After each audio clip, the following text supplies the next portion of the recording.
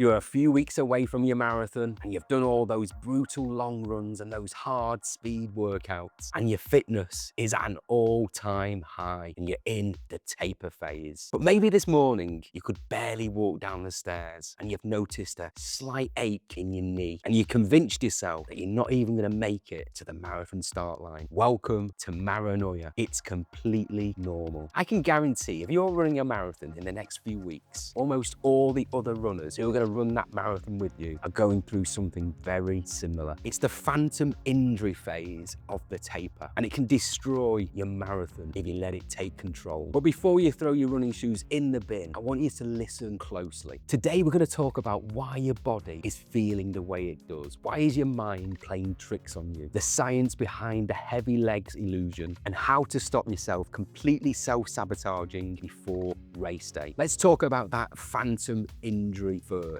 That little niggle, that little tweak in your left calf that you've never felt before. Maybe your hip has started to click. It's never done that before in those 16 weeks of all of your training. What is going on? You've convinced yourself that you're injured. Your immediate reaction is to panic. You start prodding and poking and you search the internet to self-diagnose yourself. Don't do this. This is completely normal. There's actually a real physiological reason why your body is starting to suggest that it may be injured. Just think about it. For the last 3-4 months, you've been putting your body through a lot of stress. And to keep you moving, and to keep you doing all of those runs, your system has been flooded with cortisol. Now, cortisol is the body's natural painkiller. But for all of those runs that you've been doing over the last few months, you've been pretty much running numb. And when you cut your weekly mileage during taper, your cortisol levels drop off a cliff. You're gonna feel things that you didn't feel during your training. Basically, your immune system is waking up and saying, right, we need to sort this mess out. And it floods all of your muscles to repair all of those micro tears that you picked up in those 3-4 months of training. So that new injury that you've just picked up is not an injury, it's a phantom injury. It's usually just localized inflammation from your body aggressively healing the damage you've been ignoring. It's normal. You aren't broken and you're probably not injured. You're under construction. Then we get to the dead legs. Maybe you've been out for an easy run in the last few days and you've convinced yourself that you feel sluggish, lethargic. Your legs feel like concrete. You're questioning if you can't even run a 5-kilometer run, how on earth are you going to make it to the end of 42.2 kilometers? And maybe your heart rate is slightly higher than normal. The panic sets in again and you think you're losing fitness. You aren't. What you're experiencing is what we call glycogen supercompensation. Now, in simple terms, because you're running less but still eating your carbs, your muscles start hoarding glycogen like crazy. Your body, your muscles are like a sponge. For every single gram of carbs you store, your body holds on to 3 grams of water. Your legs feel heavy because they really are. They're completely waterlogged from your race day fuel. And on top of that, your blood plasma volume actually drops slightly during the taper phase when you're not training as hard or as frequently, meaning your heart has to work just slightly harder. That lethargy, it's proof that you've done all the training correctly and your body is just getting ready for the big day. Don't worry about it. If you feel heavy, if your legs feel like lead, it's normal. But I think the worst part of Maranoia is the physiological void. And I go through this, even though I've run 12 marathons, I would say pretty much in all of those marathons, during that taper phase, I've had this void, this space where I've overthought the marathon. I've overanalyzed everything that's gone on. I questioned whether I could finish the marathon. I've even analyzed and worked out whether I've done enough in training. For months, your brain has been addicted to the dopamine that has been pumping around your body as you're crushing your weekend long runs. And now, during the taper phase, that's gone. And you're left with all of this nervous energy and way too much time to think and overthink. And this is where I see most runners make the biggest mistake. And I've fallen in this trap.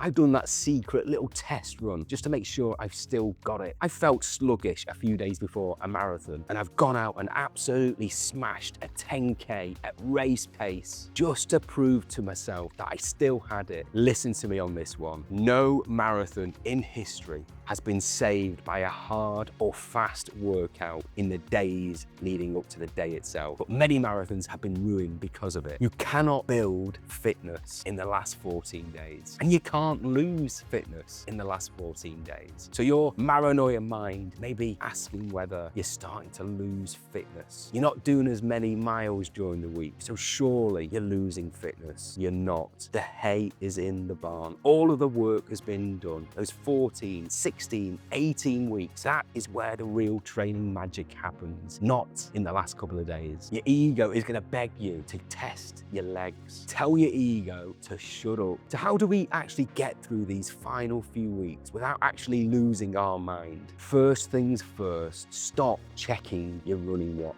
Specifically, stop checking your recovery score every morning. During the taper, your body and your nervous system is recalibrating. Your heart rate variability is going to be all over the place. It's going to be bouncing up and down. And your sleep score is going to tell you that you're exhausted. You have to stop letting the algorithm on your wrist convince you that 16 weeks of hard track sessions are just going to vanish into thin air. Trust all of that training. Trust the process. Trust the sweat you left out on the track. And then there's the energy problem. You have to protect the bank during that taper phase, that 2 weeks before the marathon. If your training plan says you go for an easy jog for 30 minutes, you go for an easy jog for 30 minutes. The entire goal right now is to start that marathon fresh, recovered, recuperated, and raring to go. Every ounce of energy you overthink now, overanalyze now, and do an extra sneaky little run is going to take away the energy you're going to need during the marathon. And look, I completely get it. This loss of control in the final couple of weeks is really hard to take and to manage. Sometimes things don't go to plan, and I completely understand that. And I know how frustrating it is where you just want to go for a run, but you've got to hold back. But if you're lucky enough to be able to line up at that start line in a couple of weeks' time, use all of that Maranoia and funnel all of your energy into other things. Think about other things. Sleep. Sleep is the #1 thing you can do during the taper phase. This will really, really help in your Maranoia. Think about all the logistics of the marathon. How many gels you're going to take? What time do you need to rock up to the start line? Where is the finish line? What is the course like? What is the weather going to be like? Where your family and friends going to be stood so you can celebrate with them at the end? Control the controllables. Don't let your mind overthink, overanalyze, and question whether you're ready to run the marathon. I always say the taper phase, and when the Maranoia appears, is almost like a